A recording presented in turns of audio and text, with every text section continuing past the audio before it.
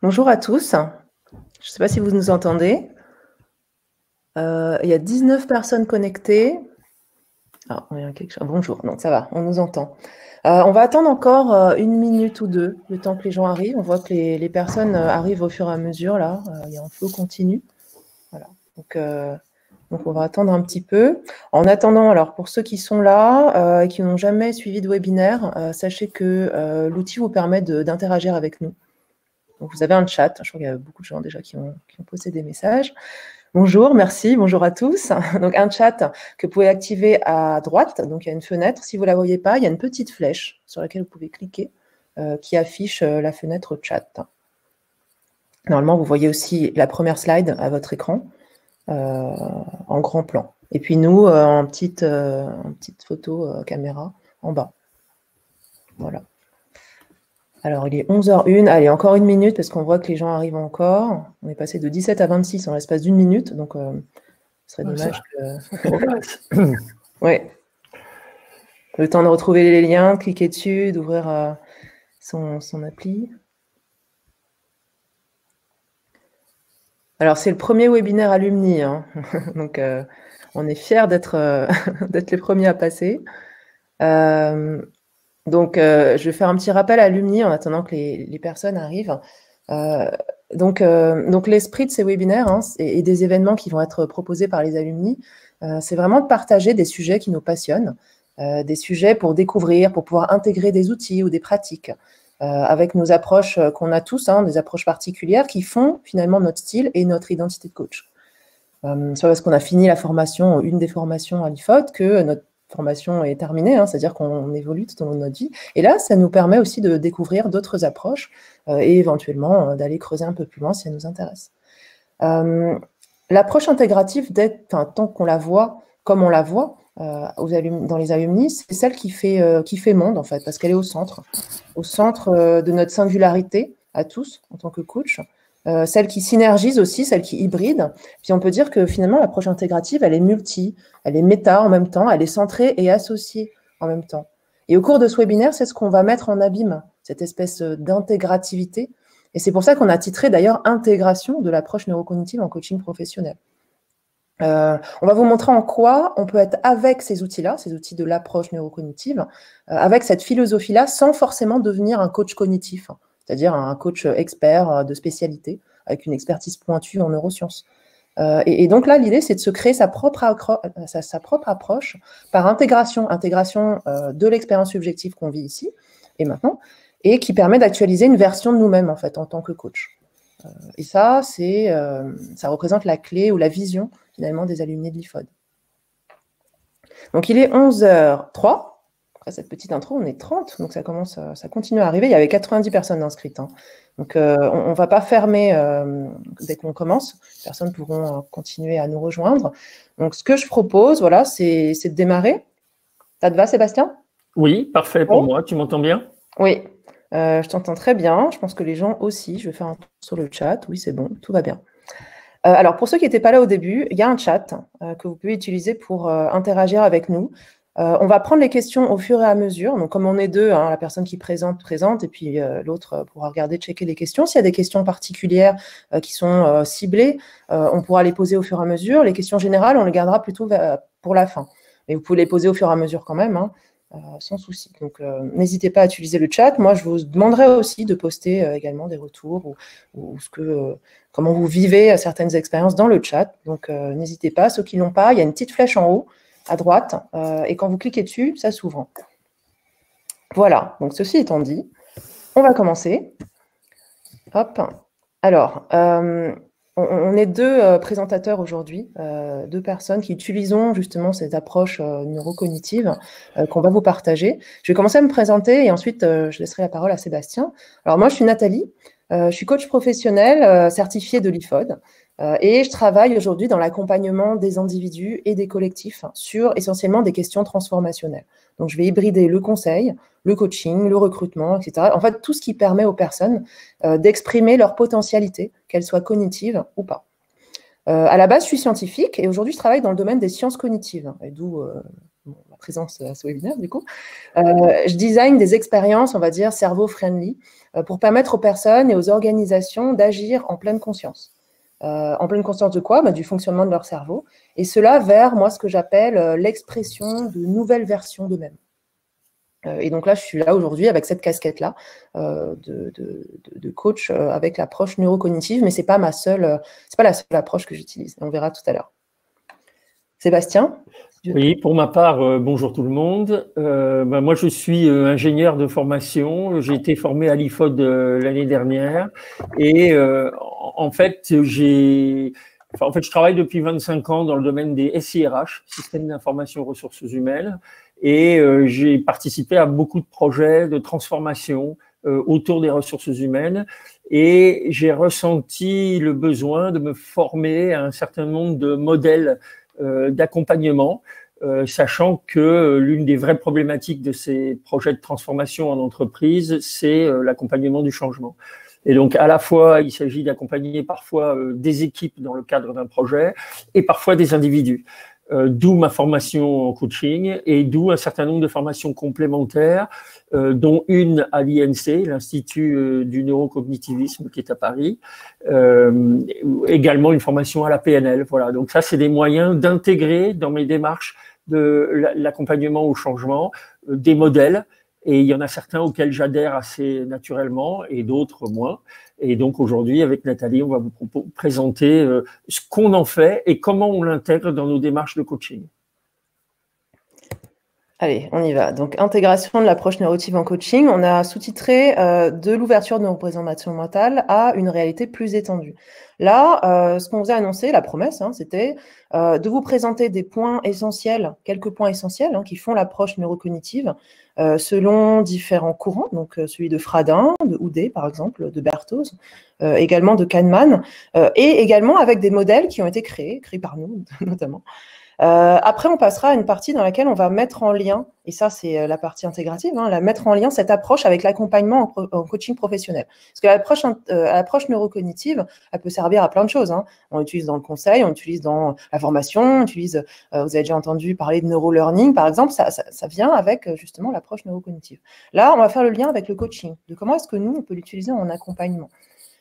Et à la fin, également, des exemples avec des cas concrets d'accompagnement dans lesquels on intègre ces outils-là. Et on prendra aussi les questions au fur et à mesure, et également à la fin. Alors, pour commencer, on vous a annoncé un webinaire expérientiel. Donc, on va commencer avec une petite expérience à vivre, si vous le voulez bien. Une petite expérience, hop, ma slide, voilà.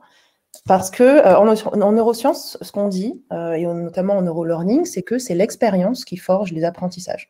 Ça veut dire quoi? Ça veut dire que pour apprendre, le mieux, c'est d'expérimenter. Et c'est parce qu'on aura expérimenté, parce qu'on aura vécu les situations, qu'on aura ancré non seulement la situation, la signification de ce que c'est, et aussi le vécu, les émotions et les ressentis. Donc, ça tombe bien parce que cette expérience, c'est aussi un outil qu'on va vous présenter tout à l'heure en termes de gestion des modes mentaux, donc qui rejoint l'approche neurocognitive. Et c'est un outil d'approche, d'introspection sensorielle, en fait, d'être avec ce qui est. Donc, pour démarrer, je vous propose de penser à un sujet que vous avez en ce moment, que ce soit un sujet, une problématique, quelque chose que vous voulez augmenter, une décision que vous avez à prendre et que vous avez du mal à prendre ou à assumer, un état interne, un ressenti, quelque chose qui vous met dans l'inconfort, ce que vous voulez. Prenez un sujet. Et puis je vais vous guider dans une espèce d'introspection sensorielle qui est aussi un outil de gestion des modes mentaux. Donc, laissez-vous juste guider. Et pour ça, l'expérience commence, vous allez voir, à 3 sons de cloche. Et elle va terminer aussi à 3 sons de cloche. Ça ne va pas durer longtemps, ça va durer 3-4 minutes.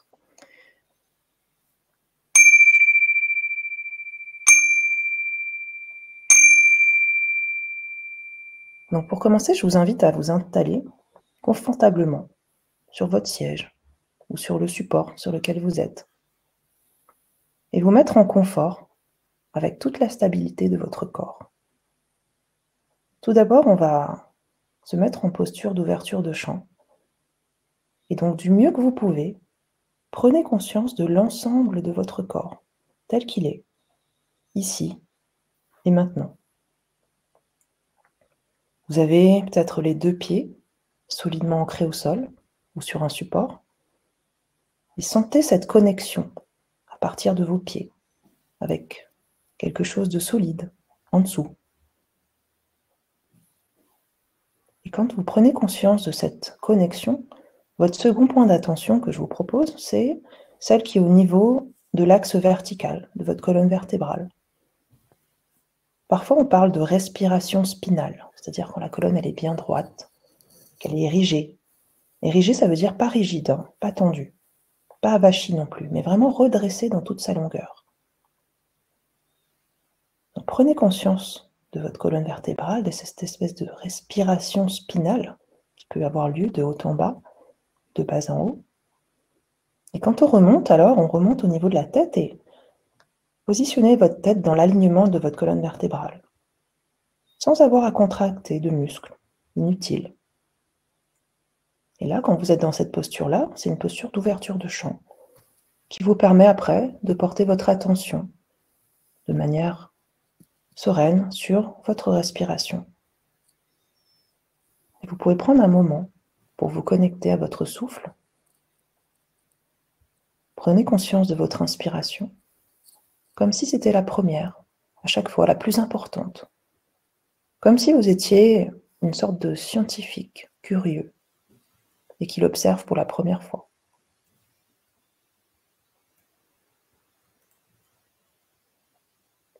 Et puis tout doucement, vous pouvez aussi accueillir à votre conscience tous les sons qui vous entourent. N'allez pas chercher les sons, je vous propose de les laisser venir jusqu'à vous. Laissez venir un premier son dans l'environnement. Il n'est pas nécessaire vraiment d'aller chercher à identifier et à nommer ce son, mais seulement de l'accueillir comme un son. Parfois, vous pouvez fermer les yeux, ça peut aider. On ferme les yeux, des fois on y voit plus clair. Et vous pouvez écouter ce son de façon très curieuse, comme si c'était la première fois que vous l'entendiez, quel que soit ce son. Et maintenant, vous pouvez laisser venir un deuxième son, de la même manière que le premier, en l'écoutant de manière très très curieuse. Et un troisième son peut-être, de la même manière que les précédentes. Vous pouvez laisser vivre toutes ces sensations, les laisser se combiner entre elles. Et maintenant, je vais vous proposer de composer une espèce de symphonie de sensations avec tous ces sons. Comme une symphonie musicale, dans laquelle c'est la combinaison des instruments qui créent la musique. Il s'agit de laisser se transformer ces sensations en une symphonie interne. Vous entendez tous les sons de manière floue, de manière simultanée. Laissez-vous porter par tous ces bruits, comme une musique contemporaine. Écoutez-les comme un orchestre, sans vous focaliser sur un son bien précis. Et lorsqu'on fait ça, vous allez voir qu'on passe en mode, ce qu'on appelle le mode automatique du cerveau, le mode adaptatif, pardon, du cerveau. C'est cette perception d'espèce de tout en même temps, cet effet de symphonie qui branche le cerveau dans un mode d'ouverture et un mode adaptatif. Laissez votre corps respirer ces sons.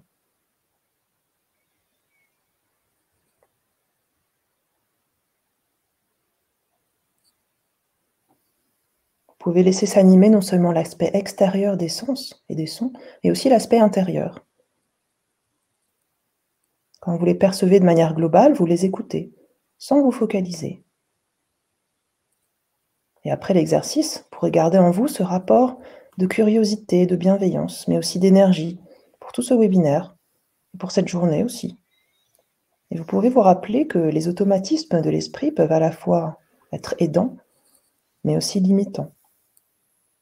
Et votre esprit inconscient sait ce qui est bon pour vous, il va juste vous aider à être le plus souvent dans la conscience de cela.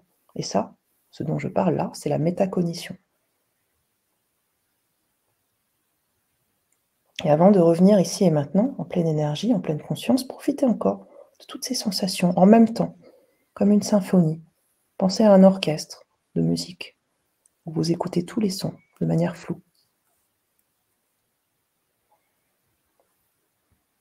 quand vous le voudrez bien. Je vous invite à revenir ici et maintenant, connecté, en ouverture et en métacognition.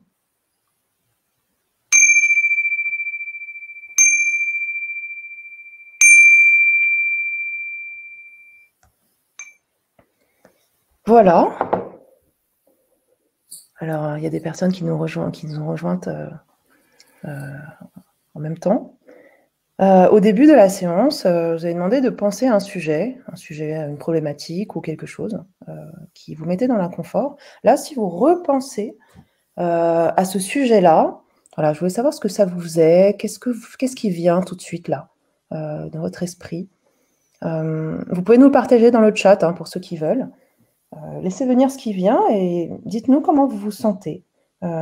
Comment c'est, en fait, d'être passé, d'avoir switché de mode mental. On verra tout à l'heure ce que ça veut dire exactement. C'est un exercice qui permet parfois le début d'une élaboration aussi en coaching. Voilà, moins peur, apaisé, une légèreté. Moi, mes clients, ils me disent souvent, je me sens là, je me sens présent. Mais présent, ça veut dire être là quand on est là. C'est pas juste être là physiquement. Calme, calmé. C'est les effets qu'on va voir tout à l'heure, une sérénité. Voilà. Et on va voir que là, on a agi sur un des 5 sens, qui est l'audition, mais on peut aussi être dans d'autres sens, disponible. Grosse chaleur dans la poitrine, c'est une bonne conscience de son corps, en fait, optimisme, calme. Voilà.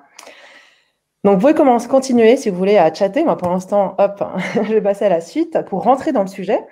On rentre dans le sujet par un schéma que vous connaissez sûrement, hein, surtout les formateurs. On parle souvent de tête, cœur, corps, de comportement, processus mentaux, émotions. En PNL, on parle de comportement, de processus interne, d'état interne. Et finalement, c'est le triangle qu'on utilise souvent pour parler de ce qui se passe quand on perçoit une situation. Alors moi, j'ai un autre schéma qui ressemble un petit peu à celui-là, que je vais vous montrer, c'est celui-là, qui permet de décrire finalement qu'est-ce qui se passe quand on vit une situation, quand on vit une expérience subjective au sein de notre environnement. L'expérience, elle est perçue. Il y a une perception qui se passe, ce qu'on appelle une perception externe. C'est les 5 sens. Hein. Là, il y en a 4 parce que je crois que c'est le goût qui n'est pas mentionné, mais c'est parce que c'est un peu plus rare d'avoir le goût en même temps que le reste dans la plupart des expériences. Mais l'idée, c'est que les 5 sens vont générer ce qu'on appelle une perception interne. On va interpréter ce qu'on perçoit en interne. Donc l'interprétation, elle se fait comment, hein? Elle se fait en fonction de nos croyances, de nos valeurs, de nos expériences de vie, de nos critères.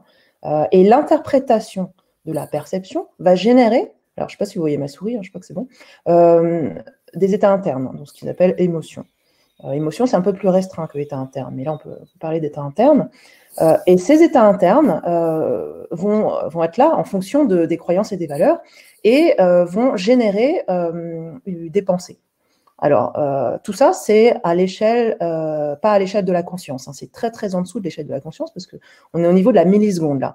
La réaction émotionnelle, elle a lieu avant toute prise de conscience de quoi que ce soit. Donc, ce sont les émotions, c'est pour ça qu'on dit c'est les émotions qui drivent nos comportements et puis nos pensées, hein, c'est parce qu'elles interviennent tout de suite. Et puis, on va avoir la pensée, donc le cerveau qui va prendre le relais. Il va y avoir une espèce de boucle comme ça. C'est-à-dire, plus les émotions vont dire des choses, plus les pensées vont prendre le relais. Et puis, hop, ça va venir alimenter les émotions et les pensées, etc. Et à un moment, on va faire des choix conscients qui vont driver nos comportements. Donc, ce qu'il faut comprendre, c'est que les comportements, ils arrivent vraiment qu'à la fin. Hein. En général, en coaching, les gens, quand ils veulent se transformer, quand ils veulent changer, quand ils ont un sujet, c'est à la limite, à la fin, c'est un comportement qu'on aimerait changer. Et bien, le comportement, il est médié par tout ce qu'il y a derrière, donc les pensées, les émotions, la perception, les valeurs, les croyances. Et pourquoi c'est assez important dans l'approche neurocognitive, tout ça? C'est parce que finalement, ce sont les valeurs et les croyances qui vont faire la situation. La situation en tant que telle, elle est ni bonne ni mauvaise. Elle est ce qu'elle est. Et c'est notre perception, donc notre interprétation de la situation qui va faire la situation, qui va faire le problème en fait, hein, ou pas. Par exemple, si je prends un exemple, moi j'ai un client, souvent ils arrivent et puis il y en a un qui me dit, bah oui, là on vient de me donner un nouveau projet. J'ai un nouveau projet que je n'ai jamais expérimenté, je ne connais pas tout, je ne maîtrise rien, je ne suis pas un expert, j'ai pas le temps, en plus c'est dans l'urgence, donc on est dans l'inconnu et dans le complexe là. Et donc, il y a 2 manières d'appréhender ce genre de situation. Il y a les personnes qui ont des croyances aidantes. On parle de mindset. Ils ont des mindsets aidants. ils vont se dire, donc ils ont des croyances qui sont je suis capable, la nouveauté c'est bien parce que ça nous permet d'apprendre, et moi je suis capable de le gérer parce que j'ai déjà expérimenté. Les états internes associés, là, qu'est-ce que ça va être? Ça va être des états internes agréables, challengeants, stimulants, qui vont pousser à essayer. Et donc, du coup, on va boucler avec des pensées qui vont être moi, je suis à l'aise et ça me motive. Donc, plus ça me motive et plus j'ai des états internes qui sont aidants, etc., etc. Et donc, du coup, on voit bien ce que ça peut générer en termes de comportement. En termes de cognition, il va y avoir physiologiquement des sécrétions hormonales aussi qui vont aider. Donc, tout ça, c'est une boucle vertueuse. Tout ça parce qu'on a justement une croyance aidante. Il y a des gens qui ont des croyances limitantes. Limitantes, ça veut dire que leur croyance, ça va être il faut, par exemple, il faut tout maîtriser pour faire bien, pour réussir. Et donc, du coup, comme on ne maîtrise pas tout dans l'inconnu, on va avoir des états internes qui vont être associés, qui vont être de l'inconfort, une pensée associée qui vont être je ne vais pas droit à l'erreur, je vais me planter, ou je n'ai pas toutes les informations pour prendre la bonne décision, etc. Et donc, ils vont alimenter les émotions, et un comportement. Et tout ça pour vous dire que ce processus-là qui aboutit à un comportement aidant ou pas, ça commence par une perception avec des croyances derrière. Ce n'est pas la situation. Et donc, nous, ce qu'on va travailler dans l'approche neurocognitive, c'est sortir du cercle. Sortir du cercle comment? En utilisant cet index, ce qu'on appelle index de conscience, corps, tête, cœur, corps, ou comportement, processus interne, état interne. En PNL, on va viser le changement de comportement par en mobilisant des ressources qui sont nos états internes. On va beaucoup agir sur les états internes et sur les ressources pour permettre un comportement. En TCC, donc la TCC, c'est les thérapies comportementales cognitives, on va beaucoup agir sur soit les comportements, soit on va rentrer par la pensée, par les pensées, les ruminations mentales, dialogue interne. Et dans l'approche neurocognitive qu'on a représentée là, on a pris le parti d'aller rentrer par le changement de mode mental. Comment on switch en fait? Comment on passe d'un mode mental pas aidant à un mode mental qui va être plus aidant dans une situation précise? Donc, ce qu'on va faire, c'est qu'on va reconfigurer nos représentations, et ça, on va le faire pour agir différemment le monde et pour augmenter, finalement, à la fin, notre capacité de choix. C'est ce qu'on fait en coaching, en fait. On augmente la capacité de choix de nos clients en faisant une reconfiguration. Et donc, maintenant, je vais passer la main à Sébastien. Sébastien qui va nous expliquer quels sont, justement, ces deux modes mentaux qu'on pourra switcher de l'un à l'autre, selon les modèles qu'on a dit de Fradin, de Kahneman, de Houdet, et notamment aussi quelles sont les caractéristiques de ces différents modes mentaux. Du coup, tu peux passer à la diapo suivante. Oui. Juste dans la diapo suivante, Nathalie et moi, vous avons présenté quelques bouquins qui sont à l'origine de cette approche, l'approche neurocognitive. On n'y a pas cité Olivier Houdet, que tu as cité tout à l'heure, et qui a sorti un nouveau bouquin en mars dernier au PUF sur l'inhibition et le fait que l'inhibition fait partie des éléments qui nous permettent de générer un changement de mode mental, d'un mode mental automatique à un mode mental adaptatif. Et tu peux passer, Nathalie? Voilà. Alors, on va revenir sur ce fameux triangle. Et lorsqu'il y a une situation qui se présente, on va d'abord ressentir cette situation. Ça va générer des pensées, et ces pensées vont naturellement générer un mode mental qui amènera des comportements. Et le mode mental qui l'emporte la plupart du temps, quasi exclusivement, c'est le mode mental automatique. Alors, la gestion des modes mentaux, c'est en gros comment est-ce qu'on va basculer d'un mode mental automatique à un mode mental adaptatif. Lorsqu'on se trouve face à une situation qui est perçue comme connue, il se crée un certain nombre de réflexes chez nous qui sont en fait des dimensions avec des espèces de questions routinières ou de phrases routinières qu'on se prononce. Ça va très bien comme ça. Continuons, on verra bien. C'est pas si compliqué que ça. Voilà, on veut pas rentrer dans le détail. Voilà, on a des modes de fonctionnement qui sont en fait un mode mental automatique qui nous amène à dans l'approche neurocognitive, un certain nombre de dimensions, la routine, la persévérance, la simplification, la certitude, l'empirisme, c'est-à-dire de considérer qu'on fait les choses par expérience, on les a toujours faites comme ça, donc je vois pas pourquoi je les ferais autrement. Et puis l'image sociale, c'est-à-dire nos comportements qui sont liés au regard de l'autre. Ces comportements-là, ils sont permanents chez nous. Ils nous permettent de prendre des milliers de décisions par jour, sur la manière dont on marche dans la rue, on traverse pas, enfin des milliers de décisions. Je peux passer. A contrario, il y a un certain nombre de situations qui nous arrivent et qui sont perçues comme inconnues. Et à partir du moment où elles sont perçues comme inconnues, elles nous amènent à remettre en cause nos automatismes et ce fameux mode mental automatique. Et finalement, face à ces anciennes questions qui sont des questions très routinières, très habituelles, on commence à se poser des questions qui remettent en cause nos modes mentaux automatiques et qui vont nous amener à, parallèlement à ces dimensions automatiques, à des dimensions qui nous amènent à nous adapter. La curiosité, la souplesse, qu'est-ce que je ferais si ça marche pas, la nuance, qu'est-ce qui se passerait dans un cas que j'ai pas prévu, la relativité, se rendre compte que nos certitudes n'ont pas forcément réponse à tout, la réflexion et l'opinion personnelle, être capable d'assumer ce qu'on pense vraiment. Alors, face à une situation qui est perçue comme soit connue, simple et maîtrisée, nous avons des fonctionnements automatiques. C'est permanent, c'est toute la journée. Par exemple, appliquer une recette de cuisine qu'on a déjà réalisée une vingtaine de fois et qu'on réalise tous les jours. Et à contrario, lorsqu'une situation est perçue comme complexe et non maîtrisée, on passe en mode adaptatif, typiquement lorsqu'on réalise quelque chose pour la première fois. La bascule, ce qu'on va essayer de traiter, et ce qu'a commencé à aborder Nathalie, c'est la bascule du mode mental automatique au mode mental adaptatif. Se rendre compte qu'on est dans une routine et faire appel à notre curiosité.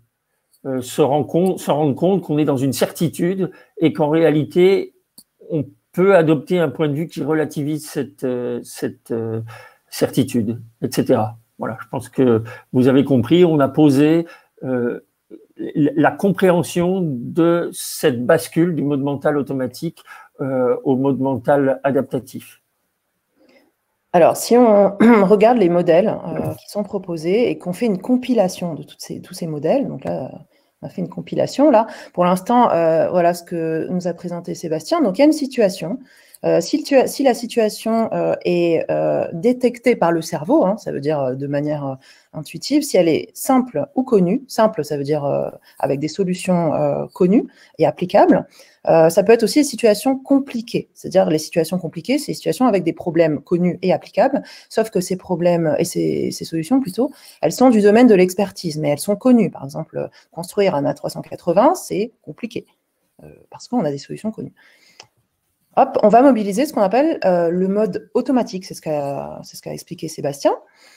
Si la situation, elle est perçue comme complexe ou nouvelle, complexe, hein, ça veut dire qu'on ne peut pas maîtriser tous les éléments et tous les facteurs parce que tout interagit avec tout. Et on ne peut pas en fait avoir la main experte sur la problématique. Ou bien c'est une situation nouvelle qu'on n'a jamais eue, donc c'est pareil, hein, c'est complexe parce qu'on ne maîtrise pas tout. On va mobiliser le mode adaptatif. Donc là, normalement, tout va bien si dans une situation simple, on mobilise le mode automatique. Si dans une situation complexe, on mobilise le mode adaptatif. Parce qu'on est adapté, en fait, à chaque fois à la situation. La problématique, c'est quand on a une situation qui est perçue comme complexe. Imaginez, hein, on rentre avec une situation finalement complexe, mais il y a une espèce de bug dans le cerveau dans lequel on ne se dirige pas vers le mode adaptatif, mais on va se diriger vers le mode automatique. Ça arrive souvent, hein, des situations qu'on pense compliquées, bon, pas simples forcément, mais simples ou compliquées, et qui finalement sont complexes. Par exemple, gérer un projet qu'on n'a jamais géré avec une deadline de temps et puis pas mal de facteurs qui interviennent. On se dit, OK, c'est compliqué. On va mobiliser le mode automatique. Et c'est là qu'il y a un problème, en fait. Là, il y a un bug. Ce qui va se passer, c'est que non seulement on va avoir un bug, mais il y a des réponses physiologiques du cerveau, notamment en termes de stress, qui vont se générer. C'est parce qu'il y a eu un bug ici, dans l'aiguillage, sur les différents modes. Et donc, qu'est-ce qu'on fait? Que dit l'approche neurocognitive? L'approche neurocognitive dit, dans ces situations-là, ce qu'il faut faire, c'est quoi? C'est une bascule. C'est de passer du mode automatique à un mode adaptatif. Et c'est ce qu'a présenté Sébastien tout à l'heure, parce que ça nous permet de gérer la complexité, ce mode-là.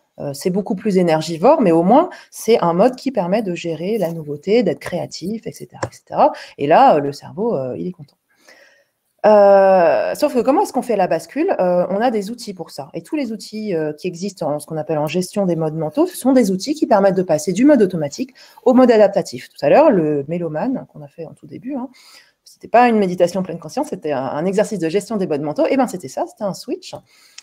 Un switch qu'on fait ici, et en réalité, le switch, il est là, en fait, c'est dans l'aiguillage. C'est-à-dire que la gestion des modes mentaux, selon Olivier Houdet, donc qui a beaucoup travaillé sur l'inhibition cognitive, c'est pas un switch tellement qu'on passe du mode automatique vers le mode adaptatif, c'est un système d'aiguillage dans lequel on réaiguille vers le mode adaptatif. Il ne faut pas le voir comme un one-shot. J'ai une situation, hop, ça passe, une fois que ça passe en mode automatique, ça y est, ça bouge plus. En fait, c'est comme un flux continu, c'est comme si c'était de l'eau qui coulait, et à un moment, si on réaiguille à droite, l'eau, elle ne coule plus à gauche, elle coule à droite.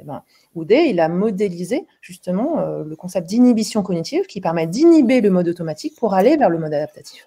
Et c'est une analogie avec la bascule, en fait. C'est un peu la même chose. Donc, dans la suite du webinaire, ce qu'on va faire, c'est qu'on va vous présenter des outils que nous, on utilise souvent. Il y en a plein des outils. Il y en a peut-être 30, 40, je ne sais pas. On n'a pas le temps de tous les présenter. On va vous présenter nos outils favoris, ceux qu'on aime bien, pour provoquer la bascule. Voilà, en fait, avec Nathalie, on a fait le choix de choisir un exercice et de vous le présenter réellement et après de vous raconter un cas réel dans lequel on a utilisé l'approche neurocognitive en coaching. C'est ça. Et donc, du coup, Sébastien, tu peux présenter ton… Voilà. Alors moi, en fait, l'exercice que je voulais présenter, c'est un exercice qui permet de travailler sur valeur-antivaleur. En fait, l'idée, c'est essayer de provoquer la bascule chez un coaché, chez lequel on détecte qu'il y a une antivaleur, et cette antivaleur, c'est un truc que le coaché ne supporte pas, un truc qui le bloque, un truc qui le rend rigide, irritable, stressable. Et j'ai marqué le fait souffrir un peu, c'est-à-dire que c'est pas de la souffrance émotionnelle forte. Ce qu'on va faire, c'est qu'on va le faire travailler sur cette antivaleur, et on va essayer de l'amener à l'assouplir. Alors moi, ce que je fais généralement, c'est que je prends une feuille blanche, je lui demande de tirer un trait au milieu, de mettre l'antivaleur d'un côté, la valeur de l'autre. En dessous de antivaleur et valeur, essayer de l'écrire, cette valeur. Donc ça va être, j'en sais rien, l'égoïsme, l'autoritarisme. Donc là, on va vraiment travailler pour l'amener à assouplir la manière dont il voit cette antivaleur. Donc c'est en fait un truc qui l'irrite, qui l'énerve face à une valeur. Et ce qu'on va faire, c'est qu'on va l'amener, je pense qu'il faut que tu cliques pour que ça mette mes 1, 2, 3, 4 là. Voilà. Voilà.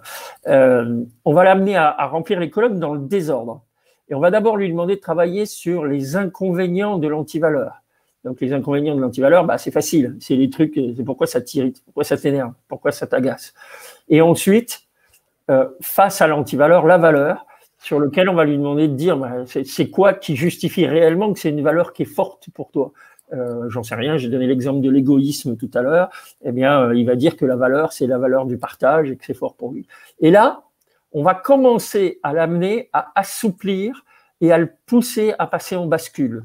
Et on va commencer à lui demander de travailler, ouais, mais est-ce que la valeur, elle n'a pas un peu des inconvénients? Là, généralement, le coaché, il va commencer à faire un peu des mimiques, à avoir du mal à remplir le tableau. Et dans les faits, soit il y arrive à peu près tout seul, soit vous lui faites faire entre 2 séances. C'est ce que j'avais fait dans l'exemple que je vais donner tout à l'heure.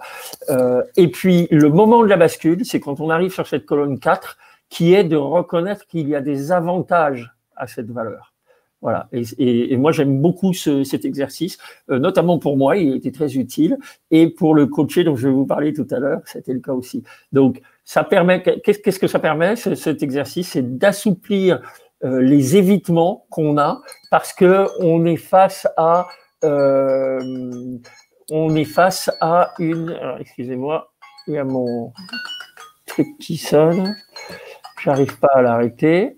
Voilà, pardon.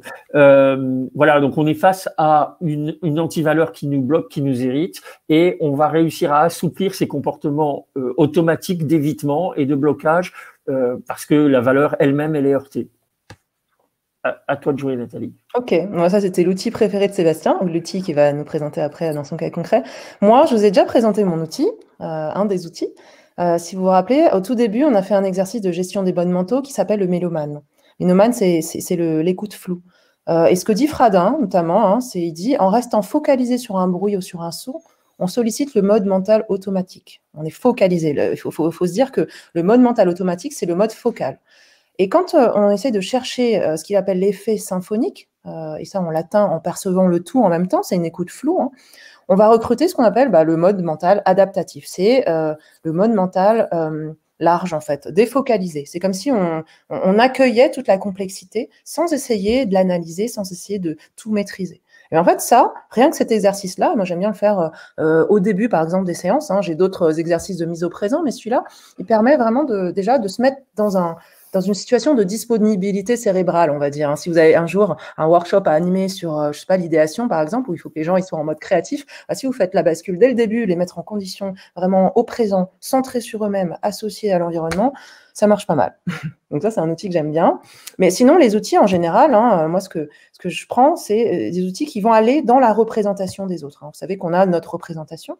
Et en face, les gens, ils ont leur représentation aussi, qui n'est pas la nôtre, parce que les valeurs, les croyances, l'expérience de vie, etc. Et la bascule, là, dans ce cas-là, elle va se faire quand on va aller dans la carte du monde de l'autre, quand on va aller se mettre à la place des autres. Donc, il y a pas mal d'outils comme ça.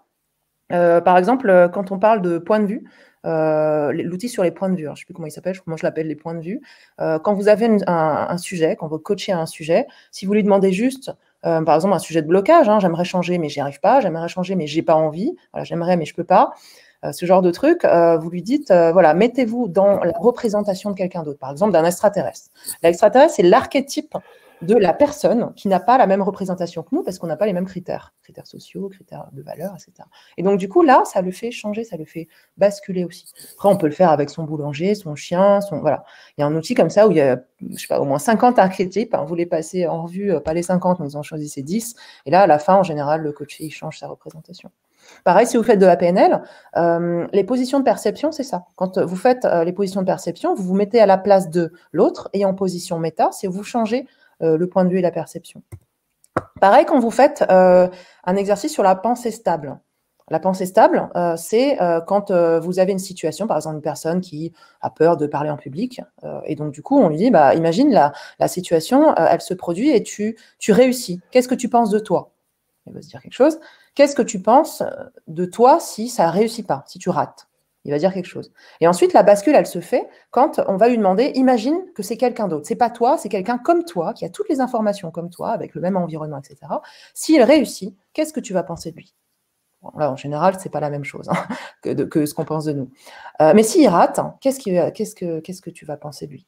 Et donc, l'idée, là, la bascule, elle se fait déjà, mais pour provoquer encore plus la bascule, c'est d'arriver à ce que le coaché pense un peu la même chose quand c'est lui et quand c'est pas lui, dans la situation positive et dans la situation négative. Et la bascule, elle se fait à ce moment-là. Et on le voit, à la calibration, on le voit. Donc, tout à l'heure, on va vous donner des exemples. Mais d'abord, ce qu'on aimerait vous donner aussi par rapport à l'approche intégrative, c'est comment nous, en tant que coach professionnel, on va travailler avec ces outils-là. C'est les outils qu'on va sortir, c'est pas comme si on avait une boîte à outils et puis qu'on sortait en fonction de tel ou tel cas. On n'a pas un logigramme dans la tête qui nous dit, voilà, la personne a tel problème, donc tu vas prendre tel outil. En fait, en tout cas, moi, mon approche, elle est pas comme ça. Déjà, j'ai une approche qui est jamais 100% cognitive. J'ai une approche qui est en couplage avec d'autres approches sur le ressenti et sur l'expérience subjective. Et en fait, qu'est-ce qu'on va faire? On va activer la cognition avec toutes les approches corporelles, par exemple, pour la projection au présent. En fait, ce qui est hyper important dans les approches cognitives pour moi, c'est la projection dans le présent. Ça ne veut pas dire dans le présent maintenant. On peut être au présent dans le futur ou au présent dans le passé. Mais il faut qu'il soit associé à lui-même, associé à ses ressentis et puis à ce qui se passe à l'intérieur de lui, à ses pensées, etc. Mais au présent et pas en train de... Voilà. Et donc, il y a toujours un morceau de cognitif. Et pour quelle personne, je réponds aux questions qu'on ne m'a pas posées, pour quelle personne moi, j'aime bien l'utiliser pour les personnes justement qui sont dans le cognitif. C'est je rentre encore plus dans leur système de pensée. Parce que les personnes très, très cognitives, très, très analytiques, très, très dans les dialogues internes qui se disent des trucs, quoi, elles ont besoin de comprendre et elles ont besoin d'être percutées dans leur représentation. Et donc là c'est pas mal. Mais ce n'est pas suffisant parce que, en fait, l'approche, elle n'est pas augmentée par une autre type de perception, c'est-à-dire une perception sensorielle, par exemple. Donc, j'aime bien commencer comme ça. Ça les rassure en plus, hein, parce qu'on est dans leur mode de fonctionnement. Que ce soit des personnes qui sont déficientes ou pas. Moi, j'ai en ce moment un coaché, peu déficient en termes d'analytique, cognition, etc., mais qui fonctionne quand même avec la cognition. Donc, du coup, je rentre quand même comme ça.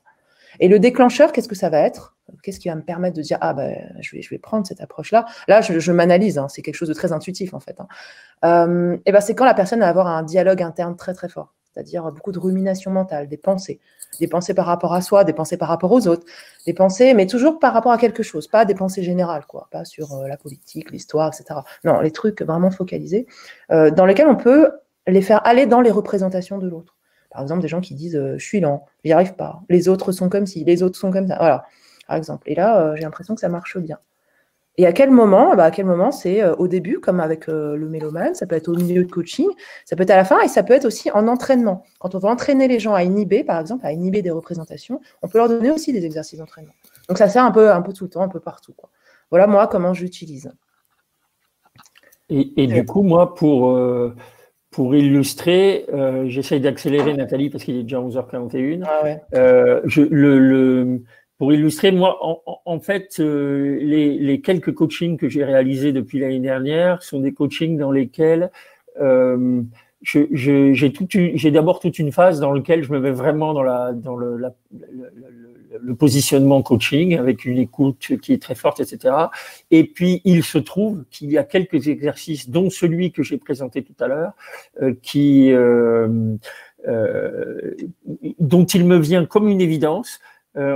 Voilà, il faut que tu reviennes sur les diapos, Nathalie. Ouais. Dont il me vient comme une évidence que cet exercice-là va permettre d'assouplir une position. C'est typiquement dans le cas, c'est l'exemple que je vais donner, si tu es d'accord, Nathalie. Dans l'exemple que je voulais donner, j'avais affaire à un coaché qui avait un vrai blocage par rapport à un comportement qu'il voulait mettre en place dans son travail. Il s'agissait de quelqu'un de 55 ans à peu près, un cadre de haut niveau, entre guillemets, dans une très grosse boîte, et qui progressivement se rendait compte que dans ces très grosses boîtes, on se fait placardiser. Et lui, il vivait ça très très mal, et il se sentait vraiment enfermé dans cette situation-là. Et il se trouve, après plusieurs séances, que j'ai cru détecter qu'en gros, il avait un souci avec l'argent. Alors, avec l'argent, c'est très général de dire ça, mais surtout avec le fait qu'il trouvait de lui-même qu'il avait une dépendance à son salaire et qu'il ne pouvait pas sortir de là et il ressentait ça comme une prison. Et sur l'histoire de l'antivaleur, je l'ai amené, en lui posant quelques questions, je l'ai amené à me dire, en gros, je simplifie, travailler pour gagner de l'argent, en soi, c'est pas bien. Ça heurte sa valeur du fait que travailler, c'est pour créer de la richesse, c'est pour faire évoluer le monde, etc. Et donc, je l'ai fait travailler sur cet exercice anti-valeur, valeur, avantage, inconvénient, sur son rapport à l'argent. Et ce qui est amusant, là j'avais vraiment affaire à quelqu'un de très cérébral, très cognitif, c'est que ça l'a amené à lui à une idée, ce qu'il a fait énormément travailler entre deux séances, qui a été d'évaluer financièrement tous ces scénarios. Et il est allé jusqu'à évaluer jusqu'à son espérance de vie. Donc c'est assez rigolo, c'est-à-dire de regarder la retraite, quand est-ce qu'il pourrait la prendre. Et ça l'a amené à mettre énormément de distance par rapport à cette culpabilité qu'il avait face à cette impression qu'il avait qu'il était enfermé là parce qu'il avait besoin de gagner ce salaire-là. Voilà, cet exercice a vraiment amené à une bascule qui l'a amené à mettre à distance ce rapport à l'argent dans cette problématique du qu'est-ce que je fais par rapport à mon boulot? Est-ce que je fous tout par terre ou est-ce que j'accepte une routine encore pendant 10 ans? À toi, Nathalie. Ok, merci. Alors, je pense que peut-être que... Alors, moi, j'avais prévu un cas concret aussi, mais je pense qu'on peut peut-être passer à la fin, en fait, aux questions, parce que je vois l'heure tourner. Et c'est assez intéressant de pouvoir interagir sur ces sujets. Donc, ce que je vous propose, c'est de passer aux questions. Hein, là, on vous remet voilà, un petit peu toutes nos coordonnées si vous voulez nous retrouver, parce que c'est toujours une question qu'on a pour la fin aussi. Donc, si vous voulez interagir avec nous, n'hésitez pas. Sinon, je présente mon cas concret, hein, ça va aussi. Hein.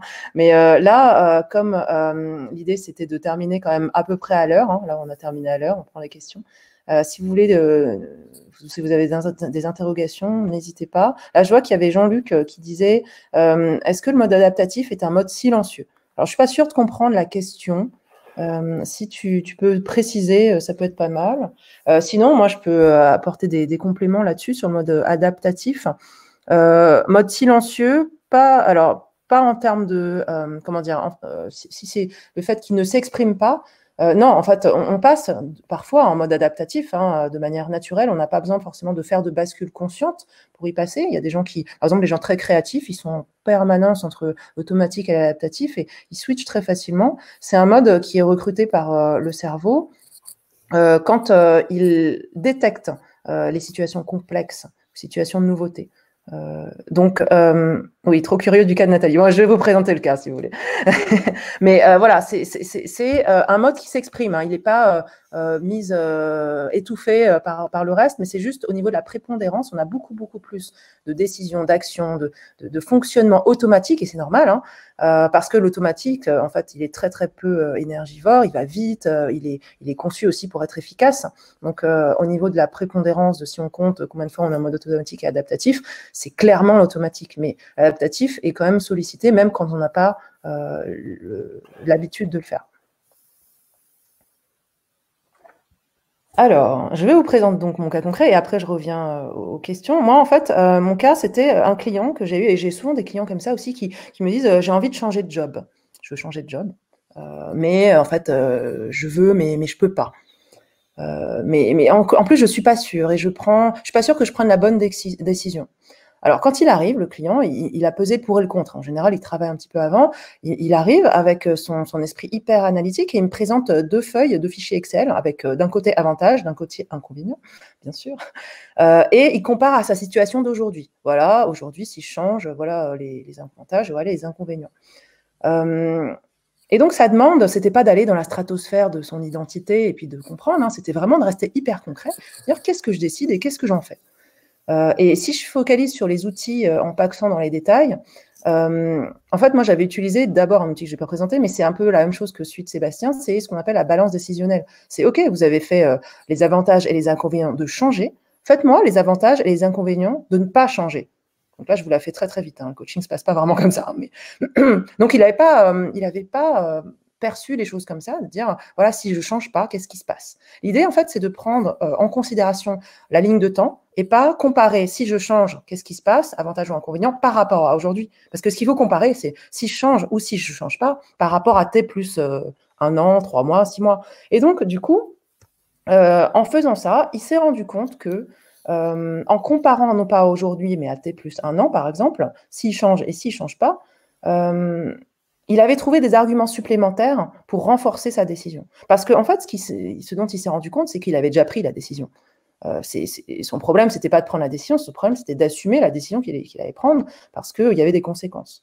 Et donc ça, il a émergé après l'exercice du mélomane.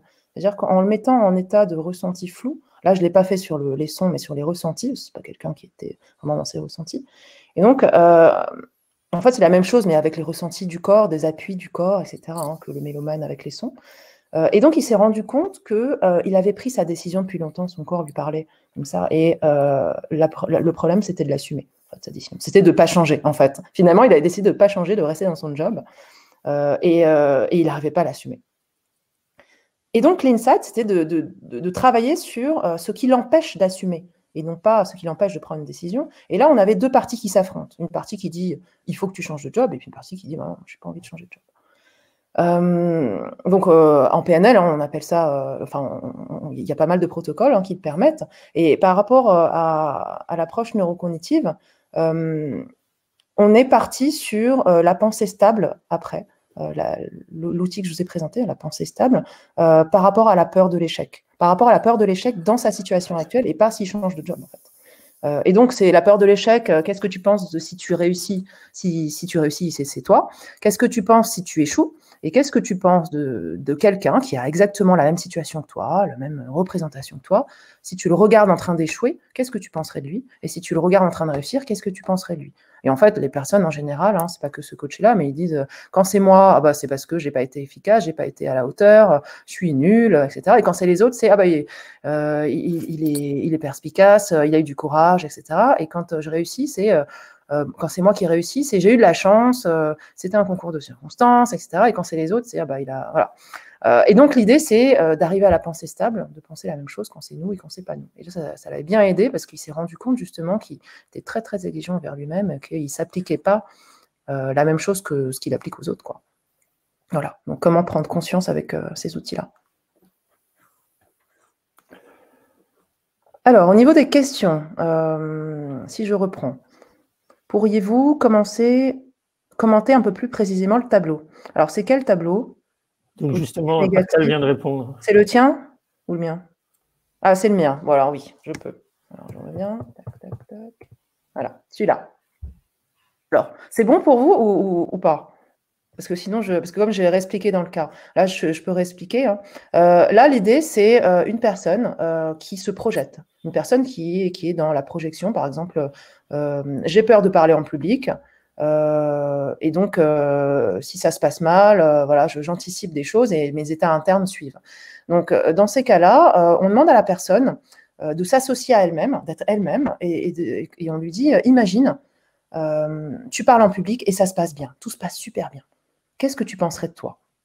Donc, c'est là où je disais, la personne, souvent, elle dit, j'ai eu de la chance, c'était facile, parce que le sujet était là, parce que le public a été indulgent avec moi, parce que... Elle se trouvait plein d'excuses, en gros. En général, c'est pas tout le temps comme ça, mais en général, moi, c'est ce que j'ai constaté. Après, on l'associe à la situation négative. Ok, tu es toi, tu vois, tu parles en public, ça se passe mal, tu vois, tout ce que tu avais anticipé, c'est là. Tu bafouilles, les gens, ils te posent des questions, machin, ça se passe très, très mal. Qu'est-ce que tu penserais de toi? Ah oui, c'est comme d'habitude. De toute façon, je savais que j'allais pas réussir parce que 3 fois j'ai essayé et 3 fois ça s'est mal passé. Donc ça m'étonne pas. Je suis pas à la hauteur. Je suis pas fait pour ça, etc., etc. Donc d'un comportement, on va à une identité. On en déduit des choses sur notre identité, parce que j'ai pas réussi. Donc comportement, j'en déduis que je suis nul, par exemple. Et là, ça va pas en fait. C'est là où il y a un problème. Et on fait la même chose ensuite, on fait un petit état séparateur, c'est-à-dire qu'on lui parle d'autre chose, on fait dissocier de lui-même, on lui dit, voilà, tu es en train de regarder quelqu'un qui est comme toi, quelqu'un avec la même situation, les mêmes informations, etc., le même poste, il parle en public, il a peur et il réussit. Qu'est-ce que tu penses de lui? Par exemple, la personne peut dire, oui, en effet, il est persévérant, il a essayé, il avait peur, mais quand même, il s'est lancé, je trouve que c'est courageux, etc., etc. La même chose avec une situation d'échec. Si ça ne s'est réussi pas, qu'est-ce que tu penserais de lui? Donc, voilà. Et en général, les gens ne pensent pas la même chose quand c'est eux et quand c'est pas eux, dans la situation positive ou dans la situation négative.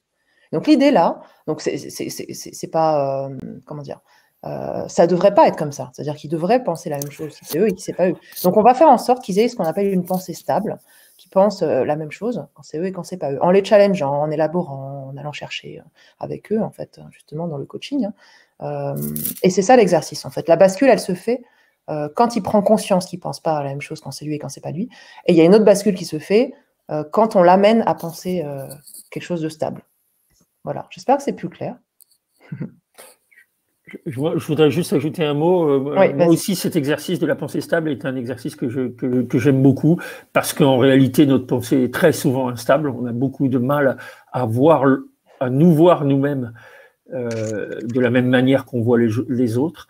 Et ce qui est intéressant, je vais vous prendre juste un peu de recul par rapport à la démarche neurocognitive telle que moi je l'ai rencontrée, c'est la capacité à identifier chez nos coachés des modes mentaux automatiques qui, en fait, qui le bloquent, qui le laissent en prison. Et pour ça, moi, la formation que j'ai suivie à l'Institut du neurocognitivisme insiste beaucoup sur 2 modes mentaux automatiques qui sont très prégnants, qui sont le mode mental grégaire, c'est-à-dire notre comportement dans le troupeau, le rapport à l'autre et le rapport à soi-même, et puis le mode mental émotionnel, c'est-à-dire tout ce qui nous drive, tout ce que sont la nature de nos motivations et qui nous amène parfois à de l'hyperinvestissement.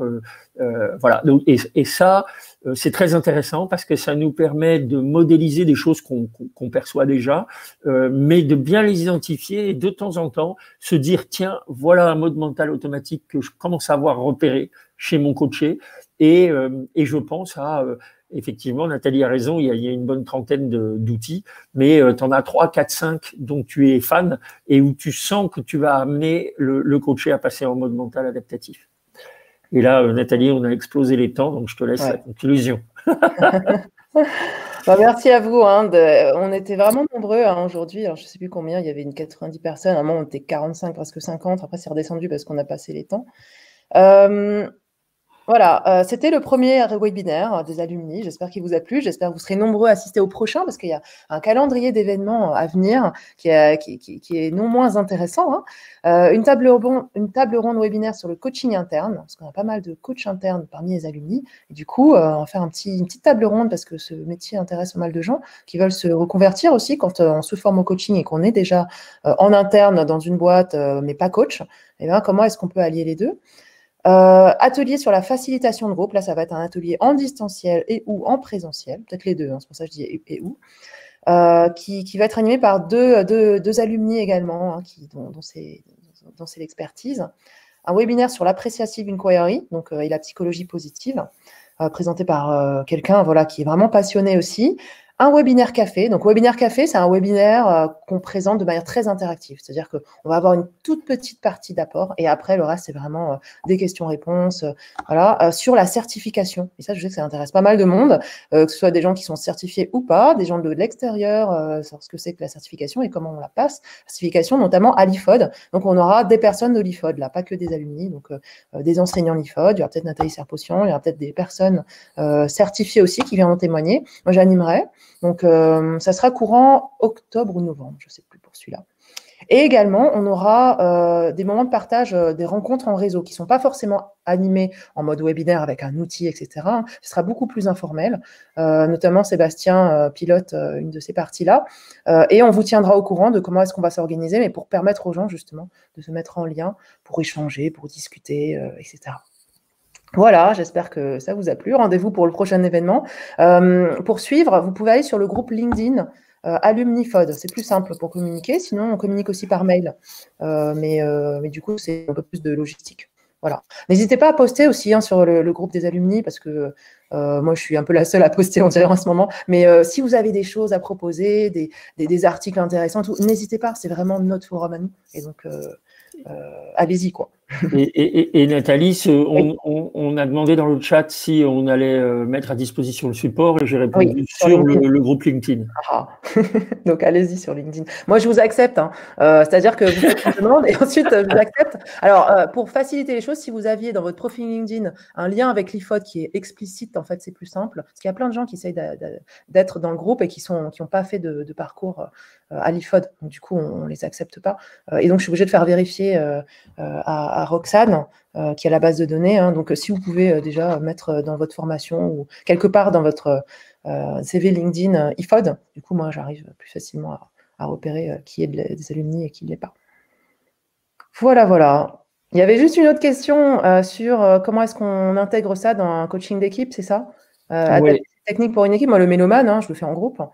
Et après, quand on considère, moi, quand l'équipe arrive et que c'est un coaching d'équipe et non pas un coaching individuel en équipe, c'est pas pareil.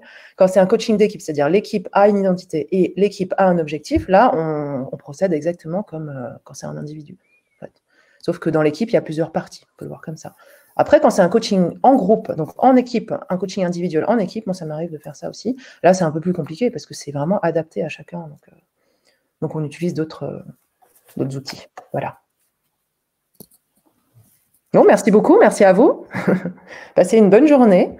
Restez connectés au réseau et puis on vous dit ça, les dates arrivent, hein, c'est un peu compliqué en cette rentrée, mais les dates arrivent, et vous serez informés, vous pourrez vous inscrire. Là, il y a un replay qui est disponible que pour les alumni, donc c'est l'avantage.